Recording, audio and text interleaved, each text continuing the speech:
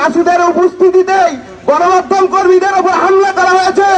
কালকে আমরা দেখেছি যমুনা টেলিভিশনের ক্যামেরাম্যানকে কিভাবে হেনস্থা করা হয়েছে। একই সাথে আমরা দেখেছি মাল্টিমিডিয়ার যেসব ভাইয়েরা কাজ করেন এবং একই সাথে ফটোগ্রাফার যারা রয়েছেন তাদের উপর নেককারজনকভাবে হামলা করা হয়েছে।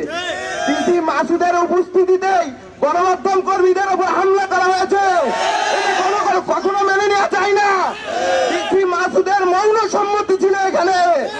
ডিসি মাসুদ মিষ্টি মিষ্টি কথা বলেন গণমাধ্যম কর্মীদের সামনে, অথচ তিনি কালকে বলেছেন যে আমরা দেখছি, আপনি এসি রুমের বসে মিষ্টি হাসি দিয়ে বলছেন যে গণমাধ্যম কর্মীদের উপরে মারা হয়েছে, সেটা আমি দেখছি।